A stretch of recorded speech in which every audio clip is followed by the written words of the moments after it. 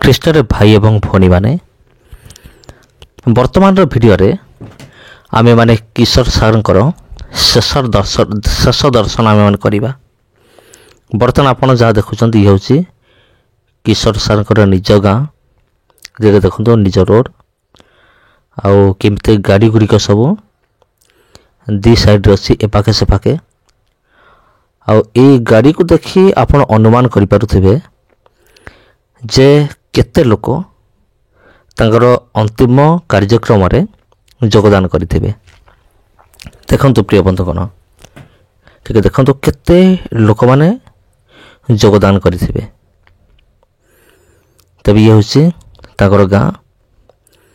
ଆଉ କିଶୋର ସାର୍ଙ୍କ ବିଷୟରେ ମୁଁ ପୂର୍ବରୁ ଅନେକ ବିଷୟ ମୁଁ କହିସାରିଛି। ଆଉ ମୁଁ ଯାହା ଜାଣିନାହିଁ ଆପଣ ବି ସେ ସମସ୍ତ ବିଷୟ ଜାଣିଥିବେ। ଆଉ ଆପଣମାନଙ୍କ ମଧ୍ୟରୁ ମୋ ଠାରୁ ମଧ୍ୟ ଅଧିକ ବିଷୟ ଆପଣ ନିହାତି ଜାଣିଥିବେ।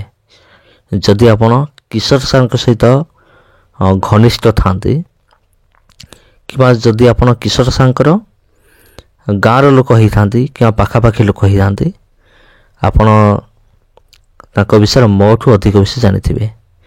ଏଇଠି ଦେଖନ୍ତୁ କେତେ ଲୋକ ଏକତ୍ର ହେଇଛନ୍ତି, ଏକାଠି ହେଇଛନ୍ତି ଆମର ଖ୍ରୀଷ୍ଟୀୟ ବିଶ୍ୱାସୀ ଭାଇ ଏବଂ ଭଉଣୀମାନେ। ଆଉ ତାଙ୍କର ତ ସମାଧି କାର୍ଯ୍ୟ ସରିଲାଣି, କିନ୍ତୁ ଏଇଟା ହେଉଛି ତାଙ୍କର ସମାଧି କାର୍ଯ୍ୟର ପୂର୍ବ ଭିଡ଼ିଓ।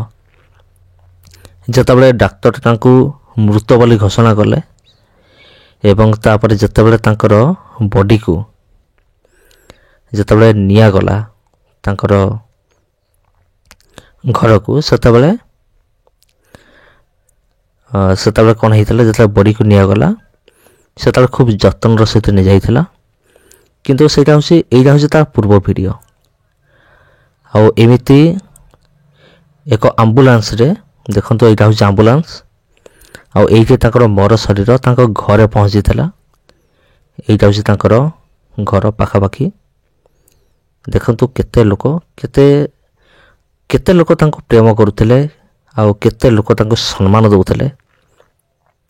ଆଉ ତାଙ୍କର ମୃତ୍ୟୁ ପରେ ଆଉ ଆମମାନଙ୍କର ଲୋକମାନଙ୍କର ସମ୍ମାନ ତାଙ୍କ ପ୍ରତି ଆହୁରି ବଢ଼ିଯାଇଛି।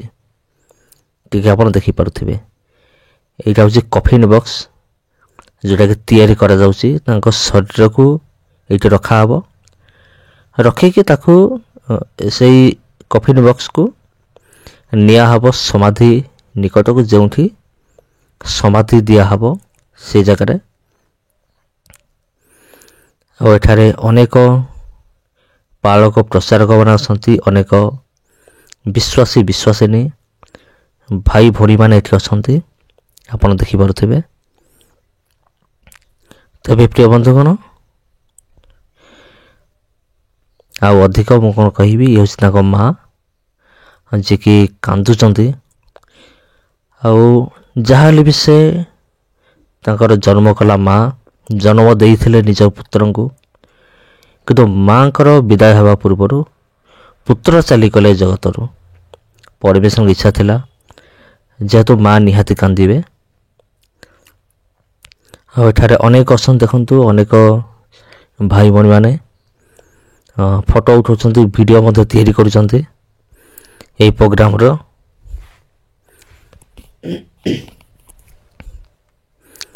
ଏଠାରେ ଜିତୁ ଲିମା ମଧ୍ୟ ଅଛନ୍ତି, ପାଷ୍ଟର ଜିତୁ ଲିମା, ଆପଣ ଦେଖିପାରୁଥିବେ ଦୂରରେ। ଆଉ ସେ ସାନ୍ତ୍ୱନାମୂଳକ ତାକୁ ପାଖକୁ ଆଣିବା ଏବେ ଦେଖିପାରିବେ ନିହାତି। ଦେଖନ୍ତୁ ଯିଏକି ସାନ୍ତ୍ୱନାମୂଳକ ବାକ୍ୟ ପ୍ରଦାନ କରୁଛନ୍ତି। ଆଉ ତାଙ୍କ ସାମ୍ନାରେ ଅଛନ୍ତି ନିରଞ୍ଜନ ତୁରୁକ। ଆଉ ଏମାନେ ମଧ୍ୟ ଦୁଇ ଜଣ ପ୍ରଭୁଙ୍କର ବିଶିଷ୍ଟ ଦାସ, ଏମାନେ ଆସିଥିଲେ। ତେବେ ଖ୍ରୀଷ୍ଟରେ ପ୍ରିୟ ଭାଇ ଭଉଣୀମାନେ, ଆପଣମାନଙ୍କୁ ସମସ୍ତଙ୍କୁ ଖ୍ରୀଷ୍ଟ ପ୍ରେମରେ ଆନ୍ତରିକ ନମସ୍କାର। ପୁଣି ଦେଖା ହେବା ଆମର ସହିତ ଆଉ ଗୋଟେ ଭିଡ଼ିଓରେ, ଆଉ ଗୋଟେ ଅଧ୍ୟାୟରେ। ନମସ୍କାର।